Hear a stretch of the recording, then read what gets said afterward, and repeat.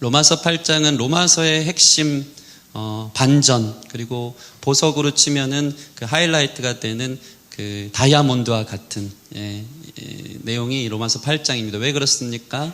우리가 죄인으로 인해서 구원받을 수 없는 존재, 우리가 어떻게 사망에 이르렀는지, 어떤 존재인지를 계속 폭로하다가 8장에 이르러서는 그러면 이제 우리가 어떻게 성령 안에서 그 기쁨과 영광을 누리며 살 수 있는가에 대해서 이야기하고 있기 때문입니다.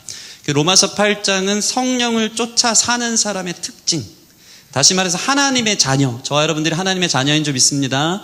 하나님의 자녀의 특권을 우리 가운데 보여주는 거예요. 다시 말해서 이거를 왜 안 하느냐, 해라 이렇게 강요하는 것이 아니고 우리 가운데 하나님의 자녀로서의 특권과 영광을 봄으로 말미암아 우리가 스스로 그것들을 선택할 만한 가치와 능력이 그 안에 있다는 것을 보게 하시는 것이죠. 우리에게 격려하시는 거예요. 얼마나 좋은 하나님 나라, 하나님 자녀의 특권이 있는가, 이것을 보고 이것을 취하라고. 이미 너희에게 그리스도 예수 안에서 열려 있으니, 너희 안에 성령이 계시니 성령을 쫓는 자에게는 하나님 나라를 경험하며 살 것이라는 것을 너무나도 가르쳐주고 싶은 하나님의 선전인 거예요. 막 여러분에게 가르쳐주는 거예요. 이게 최고다, 이렇게 오라고. 여러분 이 말씀에 여러분 동의하셔서 이 기쁨을 함께 누리시기를 소원합니다. 지난 시간에 나눴던 하나님의 자녀의 특권은 무엇입니까? 첫째는 상속권이었어요. 자녀가 상속받습니다. 종이 상속받는 게 아니고 자녀가 상속받는 거예요. 여러분이 자녀이면 곧 상속자인 줄 믿습니다. 이 믿음이 있기를 바랍니다. 하늘의 모든 무한한 것이 여러분의 것이 될 줄 믿습니다. 이루 상상할 수 없는 모든 것이 여러분의 상속의 내용인 것입니다. 두 번째로 무엇입니까? 자녀의 특권. 하나님을 종이 아닌 아빠라고 부를 수 있습니다. 우리 따라해 보겠습니다. 아바, 아버지. 그렇게 기도하시기를 바랍니다. 종이 아니에요. 아이가 아빠를 부르듯 하나님을 우리가 친밀하게 찾을 수 있다는 거예요. 그리고 아들에게 있어서는 아빠가 전부거든요. 아빠를 한번 찾고 아빠한테 무엇을 요청하면 무조건 아빠는 전능해서 뭐든지 다 해낼 것이라는 믿음과 확신 속에 친밀한 가운데 아빠를 부르는 거예요. 이 세상 아빠는 유한하지만 하늘의 아빠는 무한하시고 그분은 전능하신 줄 믿으시기 바랍니다. 그분을 향해 아빠라고 부를 수 있는 것이 자녀의 특권이에요. 그럼 주님께서 여러분의 갈 길을 인도하시고 필요한 것들을 공급해 주시는 줄 믿습니다. 그래서 이 세상에서 가장 지혜로운 사람은 자기가 자기의 길을 계획하고 계획대로 되지 않음으로 인해서 또 실망하고 한탄한 삶을 사는 게 아니고 가장 지혜로운 사람은 기도하는 사람인 줄 믿습니다. 하나님 아빠를 구하는 거예요. 바둑 1단에게는 보이지 않는 길이 바둑 9단에게는 보이는 거예요. 우리 앞뒤 사면이 다 막혀 있으니까 여러분의 인생에 하늘을 보시기 바랍니다. 하나님께서 그곳에서 우리의 길을 계획하시고 합력해 선을 이루신 줄 믿사오니 여러분 하나님 앞에 아빠라고 부르시고 구할 것을 구하시는 저와 여러분 되기를 바랍니다. 마지막 자녀로서의 특권이 무엇입니까? 우리를 단련시킨다는 것이죠. 부모는 아이를 단련시킵니다. 하기 싫어하는데 그렇게 하도록 해요. 왜 그렇습니까? 고통스럽게 하려고? 그렇지 않습니다. 자라게 하기 위해서요. 성장하게 하기 위해서요. 이 작은 과정을 겪어야지만 이 세상에서 더 큰 고난과 어려움이 올 때 그것을 이겨낼 수 있는 일종의 근육을 키우게 하기 위해서 사랑하는 자를 단련시키는 것입니다. 여러분 삶에 특별한 고난이 많습니까? 어떤 사람은 우리에게 이런 비유를 하더라고요. 하나님께서 우리를 정금 갖게 하시기 위해서 여러 가지가 있는데 14K 정도의 수준의 사람은 인생에서 14번 두드려 맞는다. 여러분 많이 두드려 맞으십니까? 아직 정금 안 된 거 18K 18번, 24K는 24번 두드려 맞는 거예요. 계속 우리를 단련시키면서 정금같이 되게 하시려고, 금과 같이 하늘나라 상속을 받을 만한 하늘나라 대표 CEO가 되게 하시려고 하나님께서 우리를 그 훈련으로 두시는 거예요. 남과 다른 특별한 시험과 환난 가운데, 이해할 수 없는 욥과 같은 고난 가운데 여러분이 있으십니까? 하나님이 특별히 여러분을 사랑하시기 때문이라는 것을 믿으시기 바랍니다. 오늘은 또한 이 자녀의 특권 중에 어떤 것이 있습니까? 그것은 무엇이냐면 이 땅의 탄식으로부터의 구원을 주시는 것입니다. 따라해 보겠습니다. 이 땅의 탄식으로부터 구원을 주시는 역사입니다. 오늘 사도 바울은 이 8장에 성령께서 하나님의 자녀들에게 하시는 일에 대해서 나누고 있는데, 특별히 이 땅의 탄식, 한숨, 고통 속에 있는 자를 어떻게 구원해 내시는지에 대한 하나님 자녀에게 행하신 성령의 역사를 보여주고 있는 것입니다. 이 땅의 탄식은 어떤 것이 있습니까? 바울은 그 첫 번째로 피조물이 탄식한다고 이야기하고 있어요. 우리 22절 말씀 같이 읽겠습니다. 22절 시작. 피조물이 다 이제까지 함께 탄식하며 함께 고통을 겪고 있는 것을 우리가 아느니라. 피조물이 탄식한대요. 여기서 말하는 피조물은 자연 모든 만물을 이야기하는 것입니다. 하나님이 만드신 모든 것. 해와 달, 새와 동물, 나무와 산과 바다, 이 모든 것이 탄식한대요. 왜 이들이 탄식합니까? 20절 보면 피조물이 허무한데 굴복하기 때문이고 이것을 하나님께서 허락했다는 거예요. 하나님의 질서 가운데 피조물이 탄식하는데 왜냐하면 허무한데 굴복하고 있는, 그렇게 굴복하기 싫은데 굴복되어진다는 것이죠. 여기서 얘기하는 허무한데 굴복한다는 것은 무엇입니까? 죄로 인해서 하나님과의 관계가 단절된 모든 인생은 허무하거든요. 하나님의 질서 속에 하나님, 만물의 영장인 인간, 그 밑에 피조물을 두셨어요. 이것은 하나님의 질서예요. 근데 인간이 타락하고 하나님께서 공급해 주시는 삶의 의미, 가치, 이것들을 떠나 에덴에서 쫓겨나 자신의 방식대로 살지만 죽음을 향해, 하나님과 단절된 죽음을 향해 가기 되기 때문에 인생은 다 허무한 거예요. 이 땅에서의 작은 성공, 성취도 결국 화려하게 사나 죽으러 가는 인생인 거고, 이 땅에서 주는 가정적 기쁨, 사랑, 자녀들을 낳으면서 얻는 그 기쁨들이 그냥 한 줌 흙같이 재가 되어서 죽음 가운데 돌아갈 수밖에 없는 이별과 헤어짐의 아픔이 있는 허무한 인생이 바로 하나님을 떠난 사람들의 삶의 모습인 거예요. 이 허무를 전도서에서 보면 헛되고 헛되니 모든 것이 헛되다라는 것이에요. 하나님을 떠난 인생은 모든 것이 헛돼요. 하나님은 영원하십니다. 하나님 안에 있을 때면 우리의 인생이 의미 있고 가치 있는 것을 여러분 믿으시기 바랍니다. 왜냐하면 하나님께서 우리의 삶에 두신 삶의 자리에서 내가 이룬 성공, 내가 이룬 기쁨, 내가 이룬 어떠함들, 내가 이룬 가정, 이 모든 것들이 하나님 나라에서 계수하실 때 잘했다 칭찬받을 만한 영원한 가치로 이끌어가기 때문에 여러분 삶이 하나님 안에 있을 때 의미 있는 거예요. 하나님을 떠난 모든 인생은 이 땅에서의 잠시 잠깐 안개와 같습니다. 성공도 성취도 그 무엇도 잠깐인 거예요. 그래서 허무한 거예요. 다 지나갈 일인 거예요. 그래서 피조물이요, 이 인생에 허무한데 굴복한다는 거예요. 피조물도 하나님께 영광 돌리고 싶거든요. 그 존재 자체를 하나님을 찬양하고 싶거든요. 근데 인간 밑에 있는 거예요. 인간은 피조물의 자원을 사용해서 허무한 인생을 사는데 급급한 데 쓰고 있기 때문에 그 자원으로 쓰임받고 있는 피조물들은 너무 허무한 거예요. 내가 나무로 태어나서 이러려고 나무로 태어났나? 내가 무슨 철로 태어나서 무기나 만들려고 전쟁에 쓰임받는 국방 예산이 얼마나 많이 날이 갈수록 이제 는다고 하지 않습니까? 인생, 이 지구상의 인류 역사가 만들어내는 파괴와 어떤 그 자연 재해를 일으켜내는 수많은 자연과 산림을 파괴하는 이 모든 것들을 통해서 거기에 굴복하는 자연이 탄식하는 거예요. 인간의 이 무질서한 소모적인 이 삶을 보면서 피조물이, 공중의 새들이 탄식하고 있는 거예요. 그래서 허무한데 굴복하고 있는 것 때문에 피조물들이 탄식하고 있는 것입니다. 또한 어떤 것 때문에 탄식하고 있습니까? 21절 말씀 보시면 피조물도 썩어짐에 종노릇하게 되었다라고 이야기하는 것입니다. 같은 맥락이지만 이렇게 이야기하면 쉽습니다. 여러분, 사실 하나님께서는요, 지구, 이 생태계, 자연, 모든 만물이 스스로 정화작용을 갖게끔 하셨어요. 다 아시죠? 스스로 순환하게 되어 있어요. 계속해서 생명에서 생명으로 이어지게끔 하나님께서 만드신 거죠. 모든 피조물에는 하나님의 영광이 있어서 하나님을 닮았거든요. 놀랍습니다. 스스로가 자정작용을 통해 순환하면서 계속해서 반복 재생을 하면서 생명에서 생명을 낳는 것이 이 지구의 질서인 것을 저와 여러분들이 잘 아는 거라고 생각되어집니다. 바다에 물이 증발하면 그것이 구름을 만들어내고 그 구름은 다시 비가 되어 강을 이루어 다시 바다를 만들어내면서 순환하면서 계속 유지가 되게끔 하는 것이 자연의 법칙인 것입니다. 생명은 죽어 유기물의 자양분을 만들어내고 그 안에서 다시 생명이 움트면서 순환하면서 스스로 살아나게끔 되어 있는 것이 자연의 법칙인 것이죠. 거대한 고래가요, 포유류임에도 불구하고 바다 깊은 곳까지 숨을 오랫동안 참고 들어가는 이유가 여러분 뭔지 아십니까? 바닷물을 뒤섞기 위해서래요. 산소를 공급하기 위해서. 얼마나 놀라운 신비인지 몰라요. 그 거대한 고래가 수십 킬로를 다니면서, 수천 킬로를 다니면서 지구의 이 대양 저 대양을 옮겨 다니고 깊은 심해를 다니면서 그 모든 것들을 순환할 수 있도록 도와주는 작은 피조물이지만 놀라운 하나님의 섭리가 거기에 있다라는 것입니다.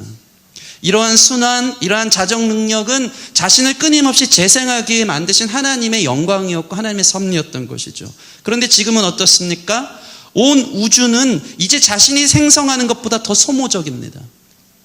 더 많은 에너지를 잃으며 점점 쇠락해가는 지구의 아픔을 여러분들이 보고 있지 않습니까?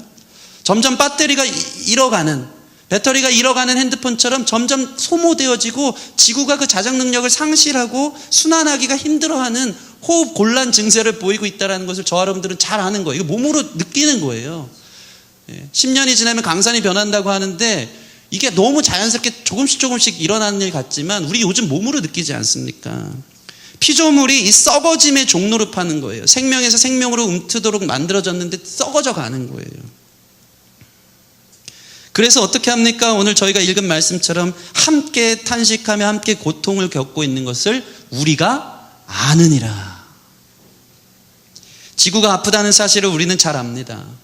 이 세상은 점점 나아지는 유토피아 파라다이스가 결코 아닙니다. 성경적 관점에 있어서 이 세상은 인간의 죄와 잘못된 통치와 다스림으로 인하여서 점점 쇠락해 가는 것이 이 지구의 역사인 것입니다. 아무리 과학과 의학이 발달해도 조금씩 대체 에너지를 갖고 유지하는 수준이지 계속해서 마이너스 되면서 배터리가 방전되고 있는 것이 이 지구의 역사예요. 옛 어른들은요, 이 물을 사 먹는 거 상상이나 했습니까? 우리는 너무 일반적 일이잖아요. 편의점 가서 물 하나 800원씩 주고 사 먹는 거. 옛날 시대는 상상도 하지 못하는 일입니다. 어디 물을 사 먹어. 그냥 시냇물 떠먹으면 그게 공급되어지는 생수가 되어지는 건데 오늘날은 이게 너무나도 일상화되어 있으니까 옛날에 그랬나 싶어요. 그만큼 지구의 어떤 수질이 오염되어지고 있는 상황을 우리가 보게 되는 것이죠. 황사와 미세먼지가 극성을 이루죠. 6월까지 이렇게 답답한 현실이 이어진대요. 말도 안 되지 않습니까? 우리나라가 갑자기 막 여기 한 10년 안에 막 이런 일들이 일어나는 것 같습니다. 여러분, 미래 시대의 우리 아이들, 우리 승리 세대만 돼도요, 우리가 과거에 이제 부모님 세대와 우리의 세대의 차이는 뭐냐면 부모님 세대는 흙밭에서 뒹구는 놀이를 자주 했거든요. 흙에서 노는 일들이 많았어요. 근데 오늘날 세대는요, 흙밭에서 뒹구는 일들이 별로 없습니다.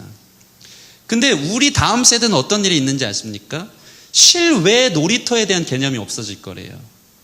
너무 미세먼지가 극성하니까 놀이터는 실내에만 있다고 생각하는 거예요. 그들의 문화 속에는. 실외에 어떻게 미끄럼틀이 있을 수가 있어? 그만큼 이 공기도 계속해서 인간의 잘못된 통치 속에 잘못된 저항을 가지고 있으면서 서로를 파괴하면서 점점 쇠락해 가고 있는 것입니다. 미래에는 안경을 끼듯이 마스크는 필수 장비가 될 것입니다. 패션 마스크들이 그냥 태어나면서 이러고 다니고 있는 날이 올 거예요. 심각한 상황인 겁니다. 피조물이 인간의 허무한 데 굴복하며 스스로 썩어짐의 종로로 타는 것 때문에 탄식을 한다는 거예요. 지구의 온난화로 북극곰은 죽어가고 빙하가 녹고 해수면 상승하고 두말하면 잔소리 아닙니까? 지구가 여기저기 열병을 앓고 이상기후, 이상기온, 수많은 지진과 태풍들은 모두 지구가 아프다는 뜻이 아니겠습니까? 인간은 지구를 파괴합니다. 인간은 사실 생산을 많이 한다고 하지만 쓰레기를 더 많이 만들어내는 것이 인간의 역사입니다. 도시의 확대는 산림을 파괴하고 동물들은 우리들을 향해 적대적이며 인간은 동물을 이용하고 확대하면서 수많은 종이 인간 때문에 멸종되었습니다. 어떤 지륜 스님인가요? 옛날에 산 이름이 생각 안 나요. 청수산이니까 도룡뇽을 내가 거기가 터널을 나라에서 뚫는다고 하니까 그 산에 있는 도룡뇽이 멸종위기, 전 세계에서 도룡뇽이 멸종위기인데 이 멸종위기에 처한 도룡뇽을 살리기 위해서 도로를 뚫으면, 터널을 뚫으면 내가 죽겠다 하는 마음으로 100일 동안을 단식하는 일들이 뉴스에 일어난 적이 있습니다. 2012년쯤인가. 100일 동안 단식하다가 탈진하여서 쓰러지고 그 법 재판이 작년 2018년 10월까지 갔어요. 10월까지. 왜 그 스님께서 도룡뇽이 멸종하는 걸로 인하여서 아파하면서 100일을 단식 투쟁을 하면서 여기 이 산에 터널을 뚫지 말으라고 했을까요? 불교적 세계관에 있어서는 거기는 윤회거든요. 돌고 돌거든요. 자비를 베풀고 내가 다시 태어나서 도룡뇽으로 태어날 수도 있는 그런 종교적 사상 속에서 그것을 철두철미하게 자연 친화적으로 지켜내는 불교 사상이 있다면 기독교는 왜 이것을 지켜내야 될까요? 우리가 윤회하니까? 나중에 우리가 태어나면 도룡뇽으로 태어날 수도 있으니까? 그게 아니에요. 하나님께서는 인간에게 이 모든 피조 만물을 다스리도록 허락하신 인간에게만 주신 특별한 DNA가 있다라는 거예요. 그래서 멸종의 위기에 있는 동물들을 향해서 우리는 마음 아파해야 되는 거예요. 멸종한 동물들은 다시는 볼 수 없어요. 하나님이 만드신 그 동물들이. 그러나 그것들을 잘 유지하고 보수하면 천국에서는 볼 수 있을 거라 저는 믿습니다. 계속 유지되는 거거든요. 우리의 입장에서는 윤회하기 때문이 아니고 그게 우리에게 당면한 명령이고 생육하고 번성할 땅을 다스리라. 잘 다스리라. 그것들을 잘 보존하라. 생명을 생명으로 잘 이끌어라 하는 것이 우리에게 주어진 하나님께서 주신 특권이고 의무이기 때문에 우리는 그것을 지켜내야 되는 것이 기독교적 사상인 것입니다. 여러분들이 뭐 작지만 자원 하나 쓰는 것 저부터도 비롯해서 이 지구를 향해서 또 동물들을 향해서 그것들을 잘 보존하고 잘 다스리는 데 이르를 수 있는 그러한 권세가 저와 여러분 가운데 회복되기를 소원합니다. 피조물이 우리 때문에 탄식하고 신음하고 있는 것입니다. 우리 예레미야 12장 4절 말씀 같이 한번 읽겠습니다. 시작. 언제까지 이 땅이 슬퍼하며 온 지방의 채소가 마르리까? 짐승과 새들도 멸절하게 되었사오니 이는 이 땅 주민이 악하여 스스로 말하기를 그가 우리의 나중일을 보지 못하리라 함이니이다. 제대로 통치하고 다스리지 않아서 그 나중일을 보지 못하는 거예요. 너무 악해서. 너무 이기적으로만 자원을 아끼지 않고 자기중심적으로만 살기 시작하면서 지구가 신음하고 있는 내용들이 성경에 나와 있는 거예요. 예레미야 12장 11절 시작. 그들이 이를 황폐하게 하였으므로 그 황무지가 나를 향하여 슬퍼하는도다. 온 땅이 황폐하면 이를 마음에 두는 자가 없음이로다. 하나님의 자녀들은 여러분 온 지구 만물, 자연 만물에 대해서 마음을 두어야 하는 것입니다. 그 슬픔에 대해서 함께 구원을 노래해야 하는 거예요. 그래서 예수님을 믿는다는 것은 단지 내 영혼이 하나님 잘 믿어서 나만 구원받고 천국 가는 수준으로 결코 끝나지 않습니다. 여러분이 구원받아야 하는 이유는 다시 한번 온 피조 만물들을 새롭게 다스리고 모든 피조물들이 고대하는 구원을 이루어가기 위해서라는 사실을 기억하시기 바랍니다.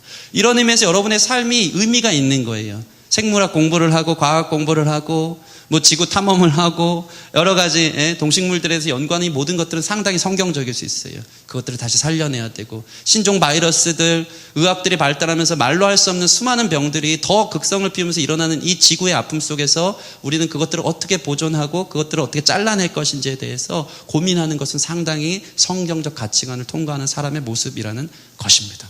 이런 고민으로 사시는 저 여러분 되기를 소원합니다. 그래서 이들은 무엇을 고대합니까? 19절 말씀 보시면 같이 읽겠습니다. 19절 시작. 피조물이 고대하는 바는 피조물이 뭘 고대합니까? 하나님의 아들들이 나타나는 걸 고대해요.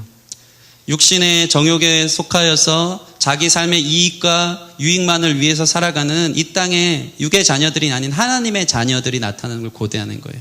왜? 하나님이 자녀들이 나타나면 자기들을 다시 바르게 통치하고 보존하고 생명으로 이끌 것이기 때문에. 21절 말씀 같이 한번 읽겠습니다. 21절 시작. 그 바라는 것은 피조물도 썩어짐의 종로로 반대서 해방되어 하나님의 자녀들의 영광의 자유에 이르는 것이라. 아멘. 아멘. 자연도 다시 한번 영광을 회복하고 싶어하는 것입니다. 자연은 원래 영광스럽습니다. 매우 신비롭습니다. 온 우주를 바라보며 그 신비를 우리는 경험할 때가 있고요. 작게 핀 들의 백합화 하나를 보면서도 작은 미물 하나를 보면서도 온 우주를 보는 것처럼 우리는 신비로움에 경이로움에 빠질 때가 있는 것입니다. 우리는 그 작고 큰 것들을 보면서 하나님의 영광을 찬미할 수밖에 없게 되는 것입니다. 요즘은 저 미국의 그랜드 캐년 관광 가시는 분들이 참 많아요. SNS 같은 데 딱 치면은 이제 거의 다 가서 보는, 저도 한번 가서 보고 싶은데 대단하죠. 그 장관 앞에 경이로움을 표현하면서 마치 예배하듯이 그 현장 앞에 있는 많은 사람들을 본다는 것이죠. 지난번 어떤 TV에서 그랜드 캐년에 관광하는 장면이 나오는데 헬기를 타고 연예인들이 거기 한 바퀴를 도는데요. 처음에는 와 이 경의를 표현하다가 나중에는 다 아무 말이 없어요. 그 장관 앞에 압도되기 시작하면서 먼지와 같은 인간의 실존과 이 거대한 자연의 만물들 앞에 초라하고 작은 내가 자연의 영광 앞에서 하나님에 대해서 생각하고 있는 그 모습들. 그러면서 거기에서 한 그 멘트 없이 쳐다보다가 그 코미디언 정영돈 씨는 울고 있더라고요. 너무 큰 그 스케일에. 그 장관에 놀라면서. 그것이 바로 자연이 주는 압도하는 하나님을 바라보게 하는 저는 영광이라고 생각합니다. 그런데 만약 저 큰 대왕과 산맥 계곡, 이 온 우주의 위대함이 지금이 아닌 본래 하나님이 창조한 모습으로 펼쳐진다면 그 영광은 상상하기 어려울 것입니다. 압도되어질 것입니다. 모든 자연 만물이 생생하게 하나님의 영광을 드러내며 찬양하는 것, 이것이 바로 피조물이 고대하는 구원이고 회복이고 하나님 나라가 이 땅에 임할 때, 새하늘과 새 땅에 임할 때 그 모든 것들이 다시 회복되어질 줄 믿습니다. 두 번째, 어떤 탄식 소리가 있습니까? 그것은 바로 우리 자신의 탄식인데요. 그것은 바로 몸의 속량의 구원을 기다리는 사람들의 탄식입니다. 우리 23절 말씀 같이 한번 읽겠습니다. 23절 시작. 그뿐 아니라 또한 우리 곧 성령의 처음 익은 열매를 받은 우리까지도 속으로 탄식하여 양자 될 것 곧 우리 몸의 속량을 기다리느니라. 아멘. 여기서 말씀을 보시면 성령의 처음 익은 열매를 받은 하나님의 자녀들이 일종의 탄식을 또 한다고 하는 것입니다. 신자, 하나님의 사람, 구원받은 사람들 안에 또 탄식이 있다는 거예요. 그 탄식은 무엇입니까? 바로 구원받았음에도 불구하고 여전히 육신의 껍데기 안에 있는 연약한 내 자신, 내 의지와 내 마음이 하나님을 향하길 원하지만 여전히 육신의 종노릇하고 늘 넘어지는 내 자신에 대한 탄식이 있다라는 것이에요. 믿는 사람에 있어서 이런 탄식은 자연스러운 것이고 정상인 거예요. 여러분 안에 이런 탄식이 있습니까? 한숨이 있습니까? 내 삶을 보면서 난 왜 하나님을 기쁘게 하지 못할까? 나는 도대체 양자의 영을 받았다고 하는데 그걸로 끝난 게 아니고, 여기서 얘기하는 것은 무엇입니까? 23절 보면 우리까지 속으로 탄식하여 양자 될 것, 이미 우리는 하나님의 자녀라고 했는데 왜 또 양자 될 것이라고 하는 것을 바라보며 탄식하게 할까요? 그건 뭡니까? 신문상 양자임에도 불구하고 우리가 하나님의 진짜 양자처럼 살지 못하는 나 자신의 이 괴리로 인한 탄식이 있다라는 것입니다. 우리 로마서 8장 29절 같이 한번 읽겠습니다. 로마서 8장 29절 시작. 하나님이 미리 아신 자들을 또한 그 아들의 형상을 본받게 하기 위하여 미리 정하셨으니 이는 그로 많은 형제 중에 맏아들이 되게 하려 하심이니라. 아멘. 우리의 큰 자, 우리의 맏아들 대신 예수님이 계신데 우리는 그 예수님을 쫓아서 그분의 양자가 되어서 그 형상을 닮아가고자 하는 탄식이 있는 거예요. 나는 예수님처럼 살지 못할까? 가만 보니까 저희 사랑이가요 엄청 성장이 빠른데요. 벌써 요즘은요 붙잡고 1시간씩 일어서 있는 게 자기의 취미예요. 그러다가 다리 아프면 울어 제끼는데 붙잡고 있다가 두 손으로 서기를 요즘은 연습합니다. 그래서 한 손 놓고 균형 잡고 있다가 그대로 이게 넘어지는 경우들을 보면서 이제 매트가 있어서 괜찮습니다. 너무 빨라요. 왜 빠른가 봤더니 저희 승리 때는 그냥 엄마 아빠만 이 앞에 누워 있으니까 그것만 보며 즐기는데 얘는 맨날 아이 장막 밖에 있는 승리의 세계를 바라보는 거예요. 형님의 세계. 형이 까불고 소파에서 뛰고 자기 방에서 노는 게 너무 그립고 그거 보면서 자기도 빨리 쫓아가고 싶고 얼마나 빠른지 몰라요. 나도 빨리 나가고 싶어. 동경의 눈빛으로 소망하면서 그걸 본다는 것이죠. 우리가 맏아들 예수를 본다는 건 그거예요. 큰 자가 그만큼 중요한 거예요. 큰 아들, 먼저 태어난 자가 어떻게 사는 것이 사는 건지를 보여주기 시작하면요 그걸 바라보면서 나도 저렇게 빨리 살고 싶은데 하는 마음들이 생기는 거예요. 그래서 이미 하나님의 자녀임에도 불구하고 우리는 예수님을 바라보면서 예수님처럼 살고 싶다. 나는 왜 그렇게 살지 못하지? 나는 왜 빨리 걸음마를 못할까? 나는 왜 펜스를 빨리 뜯어 고치고 나도 왜 저 형과 같이 놀지 못할까 하는 탄식이 있는 거예요. 이게 신자의 탄식이라는 것입니다. 여러분 안에 이러한 탄식이 있으면 건강한 건 줄 믿습니다. 세상에 되어지지 않는 일의 탄식과 한숨보다는 나는 왜 더 거룩해지지 못할까에 대한 탄식이 저와 여러분 가운데 있기를 소원합니다. 나는 왜 더 기도하지 못할까? 나는 왜 예수님처럼 더 용서하고 용납하면서 이해하면서 다른 사람을 끝까지 사랑하지 못할까? 예수님은 십자가 지시기까지 우리를 끝까지 섬기며 사랑하셨는데 왜 나는 계산만 하면서 그렇게 뒷걸음질만 치고 있을까? 하는 여러분 안의 탄식이 기도의 자리 가운데 터져 나오게 되기를 소원합니다. 이러한 탄식이 있기를 바랍니다. 특별히 그 탄식 중에 한 가지는 뭐냐면요 23절 보면 우리까지 속으로 탄식하여 양자 될 것 곧 무엇이죠? 우리 몸의 속량을 기다린다는 것입니다. 우리가 예수님을 닮아야 하는, 예수님을 쫓아야 되는 가장 큰 이유는 바로 몸의 속량입니다. 그것은 바로 부활을 이야기하는 것인 줄 믿으시기 바랍니다. 예수님을 닮는 것의 극치는 부활하신 주님이에요. 몸을 벗어나서 완전한, 온전한 생명체로 다시 한번 태어나는 것. 그것이 바로 우리가 바라봐야 될 성도의 극치요 바라봄의 법칙이 되는 줄 믿습니다. 여러분이 육체의 무거운 고통의 삶, 노동의 고통, 해산의 고통, 자연과 인간관계 안에 있는 고통, 죽음의 고통, 인생을 생로병사라고 하지 않습니까? 태어나면 왜 이렇게 우울해요? 늙고 병들고 죽는 게 인생인 거죠. 다 육신에 속한 거예요. 그러나 우리가 바라볼 예수님을 닮아가는 최고의 극치는 몸의 속량, 몸의 껍데기에서 벗어나 부활하신 주님과 같이 살아가는 것. 부활하여 주님과 동행하며 눈물과 곡하는 것이 없고 영광스럽고 완전한 부활의 생명으로 사는 것이 여러분의 기도의 제목, 소망이 되어지기를 소원합니다. 그날이 올 줄 여러분 믿으시기 바랍니다.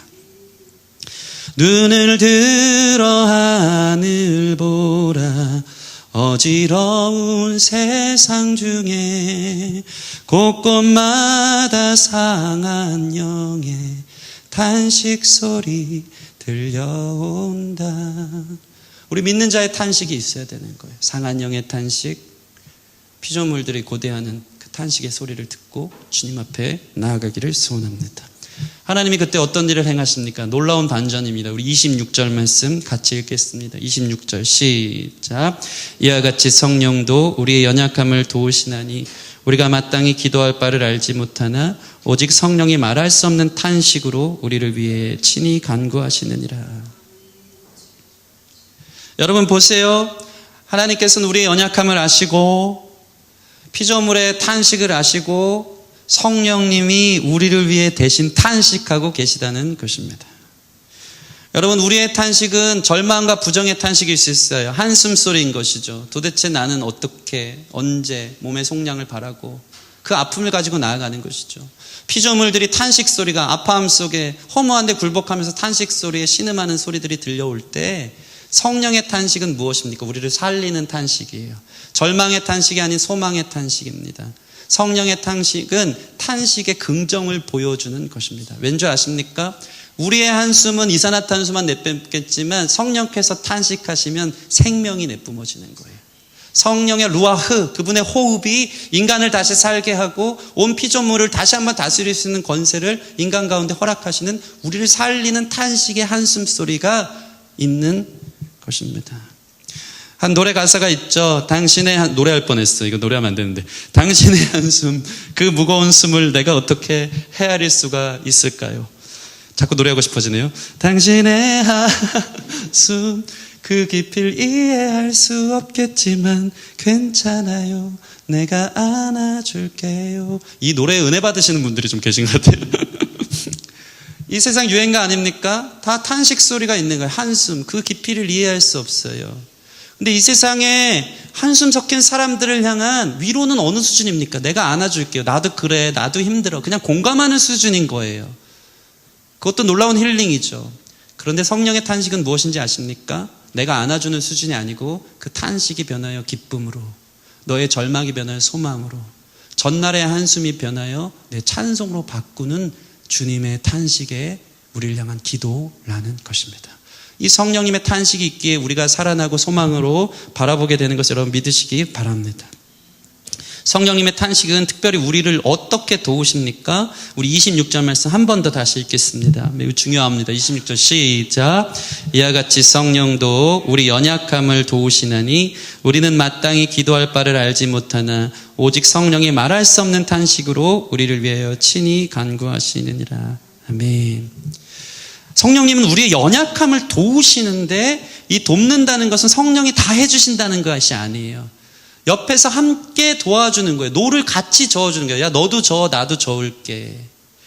마치 아이가 걸음만 할 때 이 아이가 걸을 수 있도록 다 안아서 데리고 다니면 그게 돕는 겁니까? 그 아이는 아마 걸음만을 아주 늦게 뗄 거예요. 돕는다는 것은 아이 손을 잡고 네가 걸어, 나는 잡아줄게 하면서 함께 걸을 수 있도록 돕는 것이 성령님이에요. 그게 보혜사의 뜻이거든요.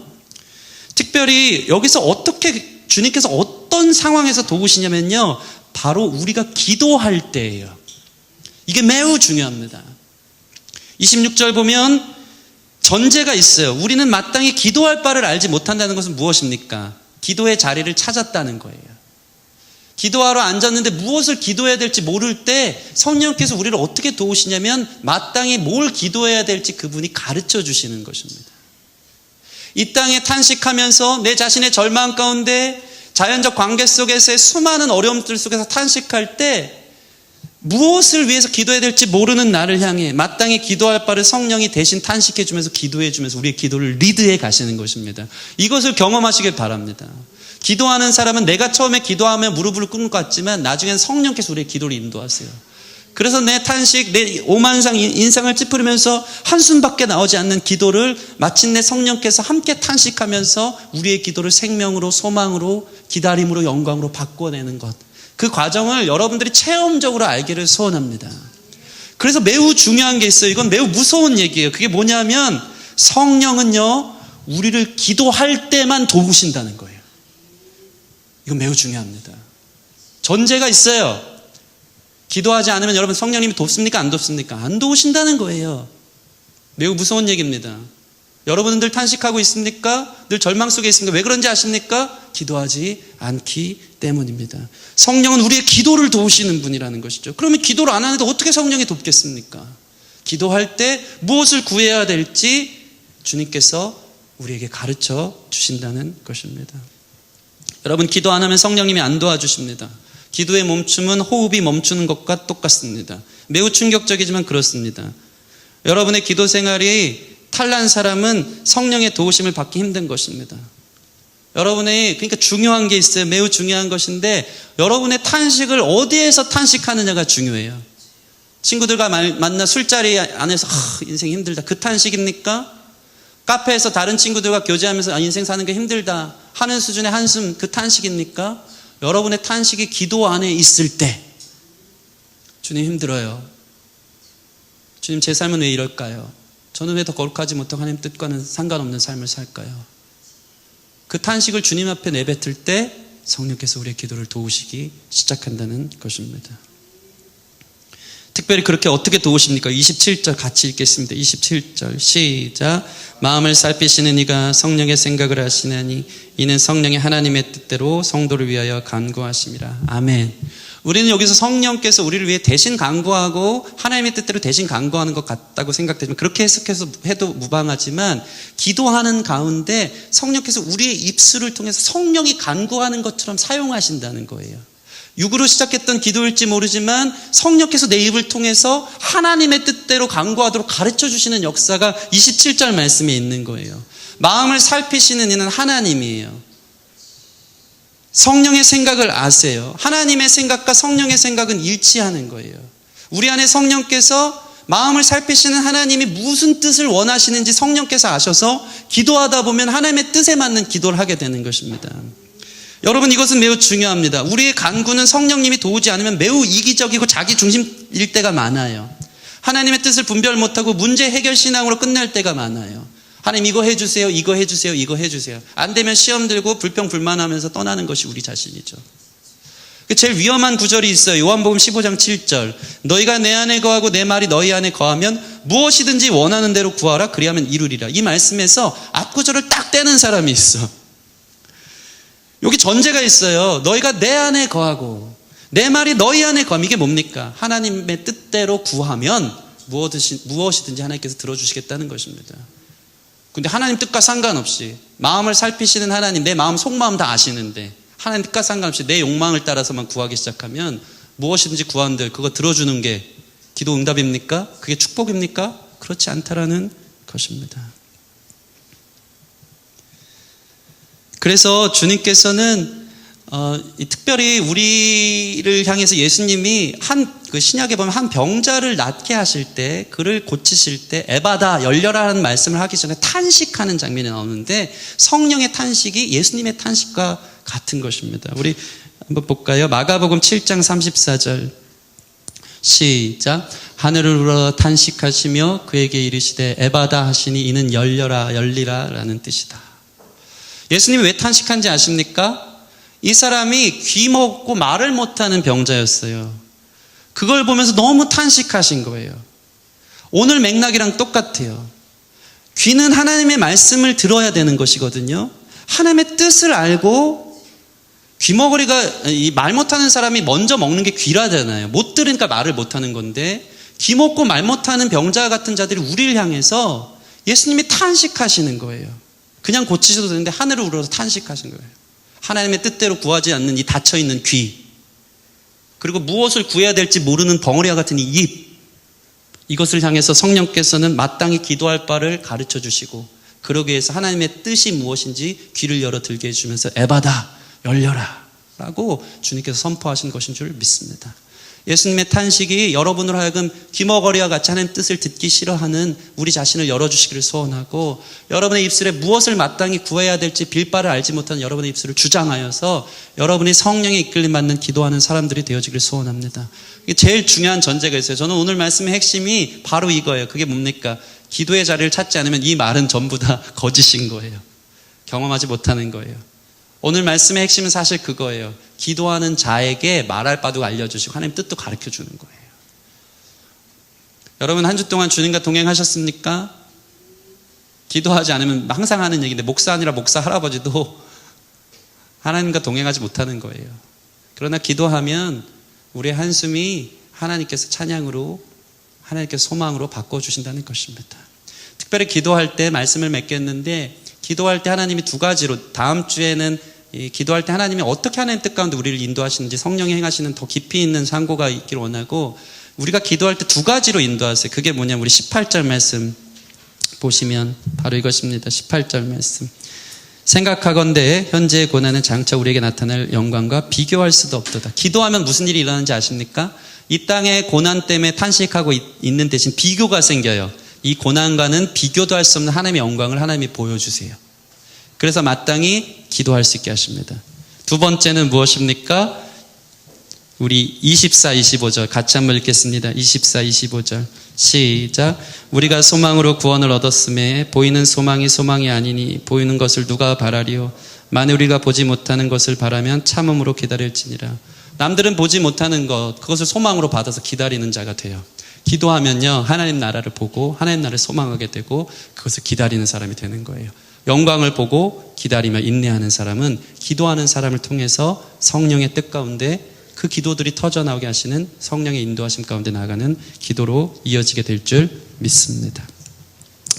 말씀을 맺겠습니다.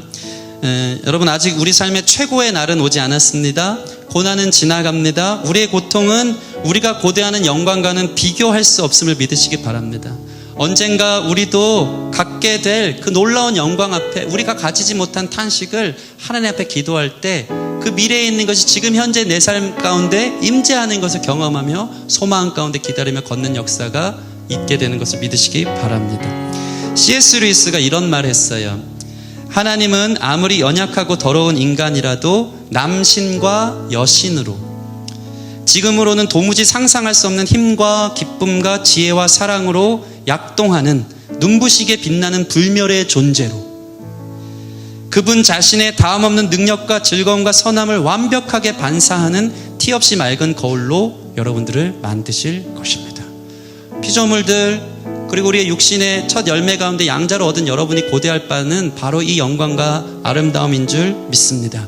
그럼 도대체 그날을 어디서 소망한단 말입니까? 그것은 바로 기도의 자리인 것입니다. 기도의 자리에서 신음할 때 주님께서는 소망으로 바꾸시는 것입니다.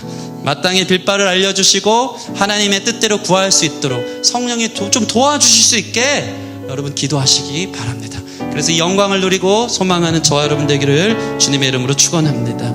우리 성령이 오셨네 같이 찬양하고 기도하시겠습니다.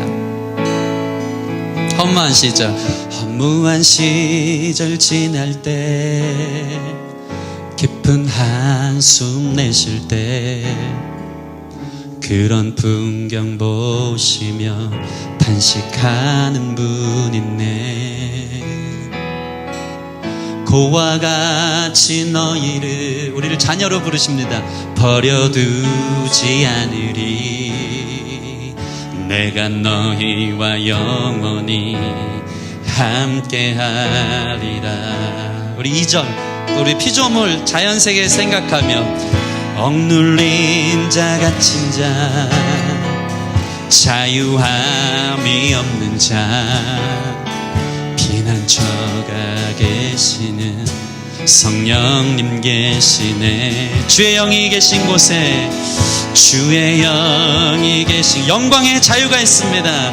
참 자유가 있다네. 진리의 영이신 진리의 영이신 성령이 오셨네. 우리에게 성령님이 계십니다. 성령이 오셨네.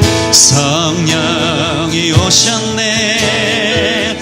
성령이 오셨네. 내 주에 보내신 성령이 오셨네. 우리 인생 가운데 친히 찾아오셔서 친히 찾아오셔 그 나라 꿈꾸게 하시네.